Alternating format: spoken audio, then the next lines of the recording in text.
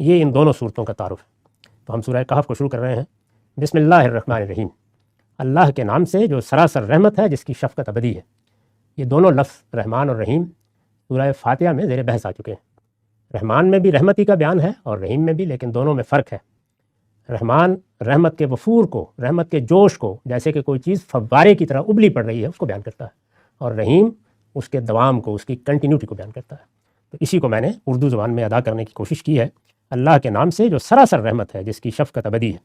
الحمدللہ الذی انزل علی عبدہ الکتاب ولم یجعل لہ عوجا، شکر اللہ ہی کے لیے ہے۔ یہ جب اسلوب آتا ہے شکر اللہ ہی کے لیے ہے، حمد اللہ ہی کے لیے ہے، تو کیا مطلب ہوتا ہے؟ مطلب یہ ہوتا ہے کہ اسی کے لیے ہونا چاہیے، یعنی یہ بندوں کے لیے گویا اس بات کا اظہار ہوتا ہے کہ اگر کسی کا شکر ہے تو پھر اسی کا حقیقت میں ہونا چاہیے۔ چنانچہ میں نے لکھا ہے کہ یعنی اسی کے لیے ہونا چاہیے، یہ کسی کے حق کے واجب کو، اللہ کا یہ واجب حق ہے جو ہر حال میں ادا ہونا چاہیے، یہ کسی کے حق کے واجب کو اقرار و اعتراف کی زبان میں بیان کرنے کا اسلوب ہے، اور قرآن میں جگہ جگہ اختیار کیا گیا ہے۔ اب یہ کہا جاتا ہے اللہ پاک ہے، جب یہ کہا جاتا ہے کہ شکر اللہ ہی کے لیے ہے، اللہ ہی شکر کا سزاوار ہے، تو اس میں در حقیقت یہ مدعا ہوتا ہے کہ وہی اس کا حق رکھتا ہے کہ اس کا شکر ادا کیا جائے۔ شکر اللہ ہی کے لیے، شکر اللہ ہی کے لیے ہے۔ الذی انزل علی عبدہ الکتاب، جس نے اپنے بندے پر یہ کتاب اتاری، یعنی یہ اس کی بہت بڑی نعمت ہے۔ یہ نعمت ہم لوگوں کو پیدائش کے ساتھ مل گئی ہے، اس وجہ سے ہم اس کی قدر نہیں کرتے۔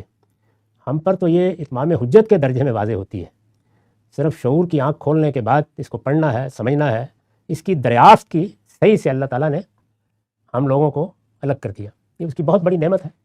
لیکن وہ لوگ جو فلسفہ، علم، تصوف کی وادیوں میں سرگرداں ہوتے ہیں اور پھر یہ چاہتے ہیں کہ اس بھول بھلیاں سے نکلنے کی راہ دستیاب ہو، ان کے لیے یہ کتاب وہی تاثر پیدا کرتی ہے جس کو قرآن نے جگہ جگہ نقل کیا ہے کہ وہ اگر سلیم الفطرت ہوں تو اس کو سننے کے بعد ان کی آنکھوں سے آنسو بہہ نکلتے ہیں، ہر چیز واضح ہو جاتی ہے۔ بالکل ایسے سمجھیے کہ جیسے ایک بھٹکتے ہوئے مسافر کو منزل مل جائے، سامنے راستہ نظر آ جاتا ہے۔